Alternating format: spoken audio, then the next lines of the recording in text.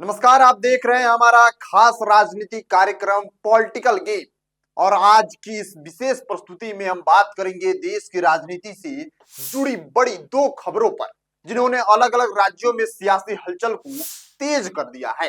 पहली खबर बिहार से है, जहां मुख्यमंत्री नीतीश कुमार के बेटे निशांत कुमार की राजनीति में संभावित एंट्री ने नई बहस को जन्म दे दिया है। जेडीयू में औपचारिक रूप से शामिल होने से पहले ही उनकी सक्रियता ने कई सवाल खड़े कर दिए हैं।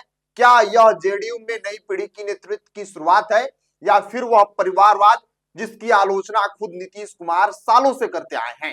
और दूसरी बड़ी खबर पश्चिम बंगाल से है, जहां मुख्यमंत्री ममता बनर्जी चुनाव से ठीक पहले सड़क पर उतर आई हैं। मतदाता सूची में लाखों नाम हटाए जाने के विरोध में उन्होंने कोलकाता में धरना शुरू कर दिया और रात भी टेंट में बिताई।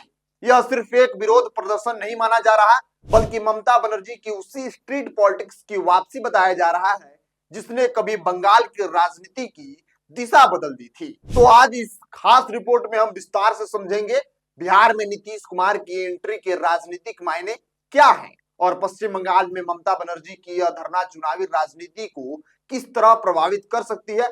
सबसे पहले रुक करते हैं बिहार की राजनीति की ओर। बिहार के मुख्यमंत्री नीतीश कुमार के बेटे निशांत कुमार अब सक्रिय राजनीति में कदम रखने की तैयारी कर चुके हैं।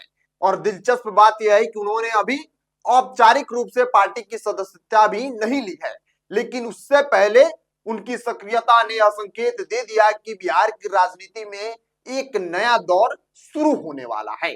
शनिवार की सुबह एक बैठक ने इस पूरे राजनीतिक घटनाक्रम को और ज्यादा चर्चा में ला दिया। बताया जा रहा है कि सुबह सवेरे निशांत कुमार अचानक जेडीयू के राष्ट्रीय कार्यकारी अध्यक्ष और सांसद संजय झा के आवास पर पहुंचे। वहां उन्होंने पार्टी के कई वरिष्ठ नेताओं और युवा विधायकों के साथ लंबी औपचारिक बातचीत भी की। यह मुलाकात कोई औपचारिक राजनीतिक कार्यक्रम नहीं था, लेकिन इसके राजनीतिक मायने बेहद गहरे हैं। सूत्रों के अनुसार इस बैठक के दौरान निशांत कुमार ने पार्टी के संगठनात्मक ढांचे को समझने की कोशिश की। उन्होंने यह जानने की कोशिश की कि जेडीयू किस तरह से काम करती है, पार्टी की रणनीति क्या होती है और सरकार की योजनाएं जमीन पर कैसे लागू होती हैं। बैठक में यह भी चर्चा हुई कि बिहार की मौजूदा राजनीतिक परिस्थितियां क्या है, आने वाले समय में किन चुनौतियों का सामना करना पड़ सकता है और युवाओं की भूमिका किस तरह बढ़ाई जा सकती है। इस बैठक में पार्टी के कई भरोसेमंद नेता मौजूद थे, जिनमें एमएलसी संजय गांधी और नेता ललन सराफ भी शामिल बताए जा रहे हैं। इसके अलावा जेडीयू के कई युवा विधायक भी इस बातचीत का हिस्सा बने। राजनीतिक विश्लेषकों का मानना है कि यह मुलाकात सिर्फ एक सामान्य बातचीत नहीं थी, बल्कि इसे एक तरह से निशांत कुमार की राजनीतिक शुरुआत का संकेत माना जा रहा है। अब खबर यह भी है कि 8 मार्च को पटना में आयोजित एक विशेष कार्यक्रम के दौरान निशांत कुमार औपचारिक रूप से जनता दल यूनाइटेड यानी जेडीयू की सदस्यता ले सकते हैं। पार्टी कार्यकर्ताओं और नेताओं के इस कार्यक्रम के लिए जुटने का संदेश भी दिया जा रहा है। अगर ऐसा होता है तो यह जेडीयू के इतिहास में एक बड़ा मोड़ साबित हो सकता है। लेकिन इस पूरे घटनाक्रम के बीच सबसे बड़ा सवाल जो उठ रहा है वह यह है कि क्या बिहार की राजनीति में अब परिवारवाद की एक नई कहानी शुरू होने जा रही है? क्योंकि जिस नेता ने अपनी पूरी राजनीतिक यात्रा में परिवारवाद का सबसे मुखर विरोध किया, आज वही नेता अपने बेटे को राजनीति में उतारने की तैयारी कर रहा है।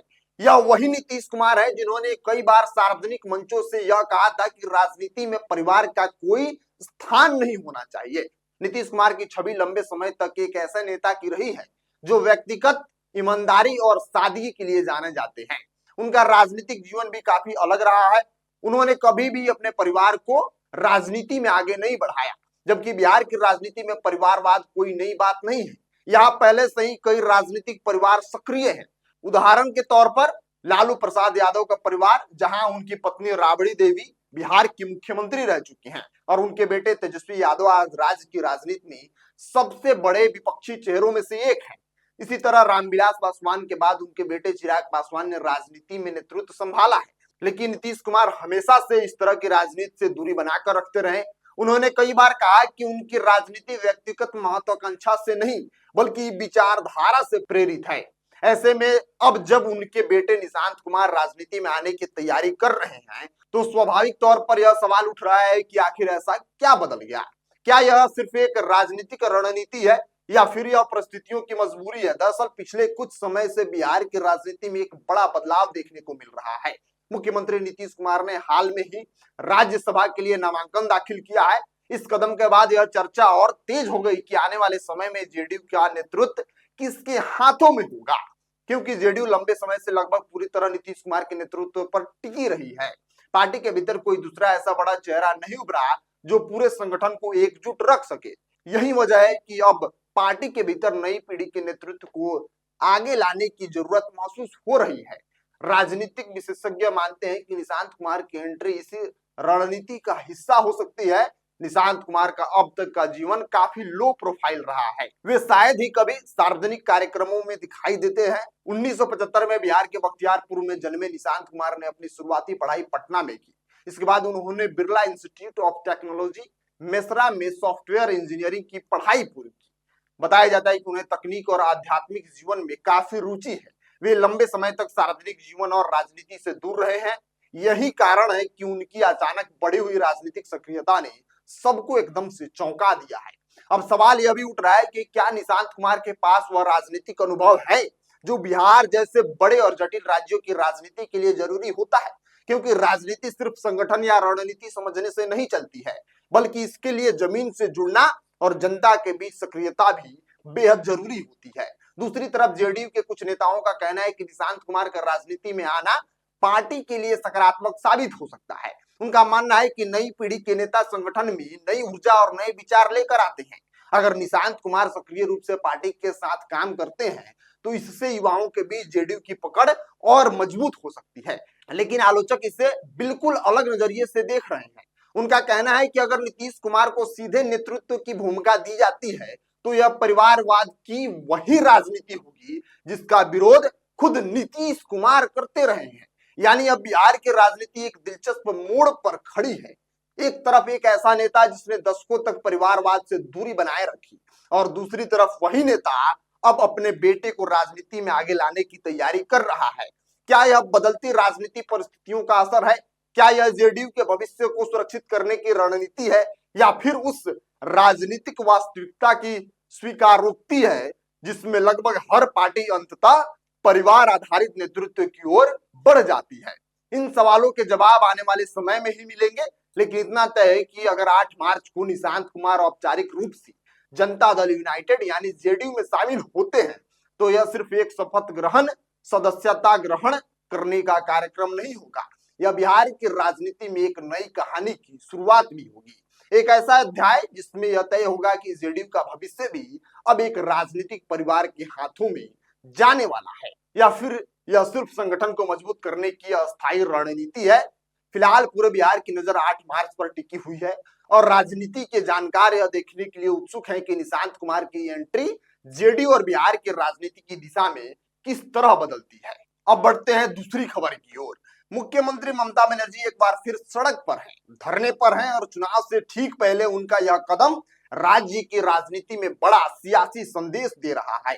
कोलकाता के सेंट्रल हिस्से में मेट्रो चैनल इलाके में मुख्यमंत्री ममता बनर्जी ने मतदाता सूची में बड़े पैमाने पर नाम हटाए जाने के विरोध में धरना शुरू कर दिया है। यह धरना सिर्फ एक विरोध प्रदर्शन नहीं, बल्कि यह उस राजनीति शैली की वापसी है जिसने कभी ममता बनर्जी को बंगाल की राजनीति में सबसे बड़ा चेहरा बनाया था।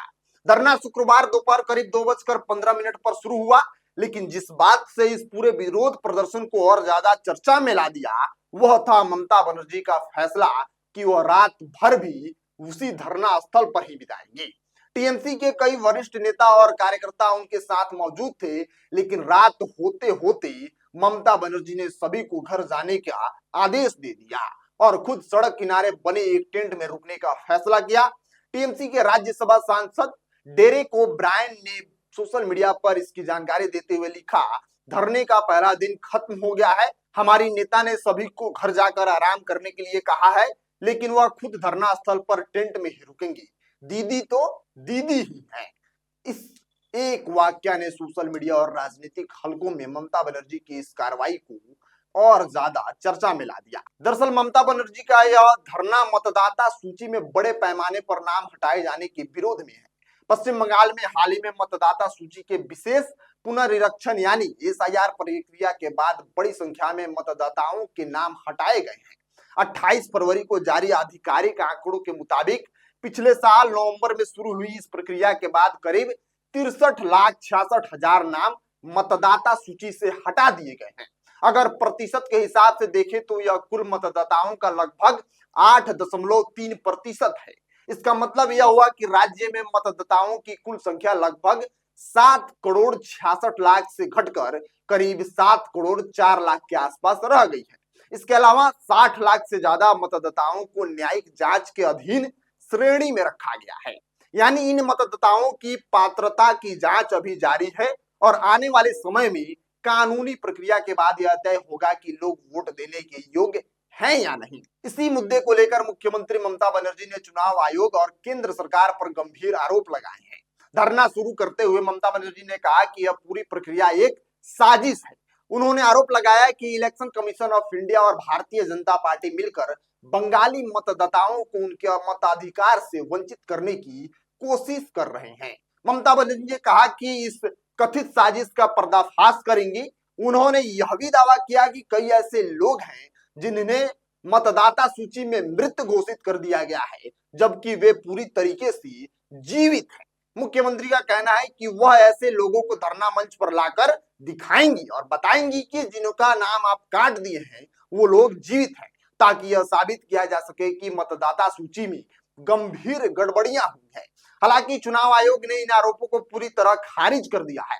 आयोग का कहना है कि मतदाता सूची का पुनरीक्षण एक नियमित प्रक्रिया है, इसे पूरी पारदर्शिता के साथ किया गया है।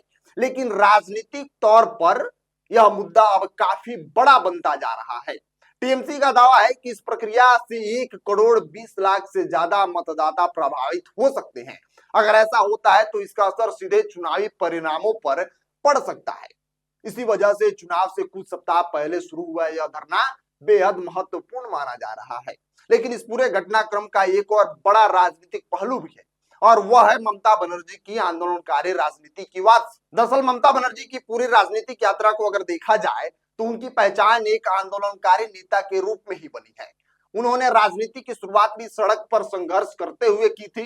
कोलकाता के इसी मेट्रो चैनल इलाके में फुटपाथ कभी उनके राजनीतिक मंच हुआ करते थे। यहीं से उन्होंने उस समय की शक्तिशाली वाम मोर्चा सरकार के खिलाफ अपनी लड़ाई शुरू की थी।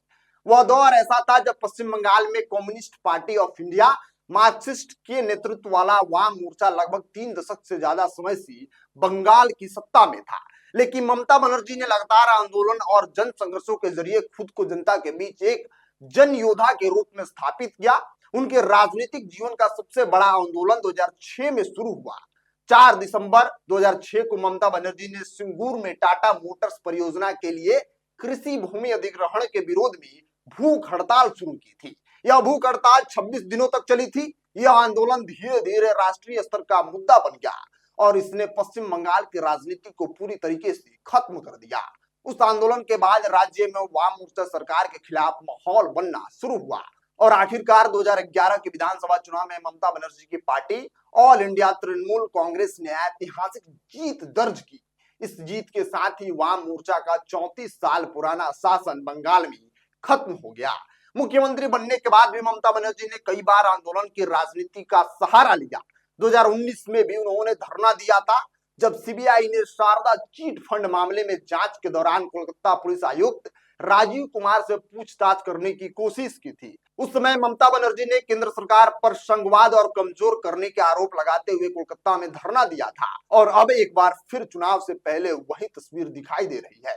मुख्यमंत्री ममता बनर्जी सड़क पर हैं, धरना दे रही हैं और सीधे केंद्र सरकार और चुनाव आयोग को चुनौती दे रही हैं। राजनीतिक विश्लेषकों का मानना है कि यह सिर्फ मतदाता सूची का मुद्दा नहीं है, बल्कि यह चुनावी रणनीति का भी हिस्सा हो सकता है, क्योंकि बंगाल की राजनीति में ममता बनर्जी की सबसे बड़ी ताकत हमेशा उनकी जन आंदोलन वाली छवि रही है। जब भी वह सड़क पर उतरती हैं तो उनका संदेश सीधे आम जनता तक पहुंचता है। यही वजह है कि चुनाव से ठीक पहले शुरू हुआ यह धरना राजनीतिक तौर पर बेहद अहम माना जा रहा है।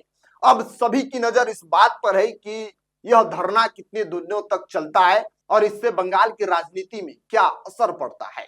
लेकिन इतना तय है कि ममता बनर्जी ने एक बार फिर यह दिखा दिया कि उनकी राजनीति सिर्फ सत्ता के गलियारों में नहीं बल्कि सड़कों पर भी उतनी ही मजबूत है और शायद यही वजह है कि उनके समर्थक आज भी कहते हैं दीदी तो दीदी है। और बंगाल की सियासत एक बार फिर करवट ले रही है। तो आज की इस खास रिपोर्ट में हमने आपको दो खबर बताया।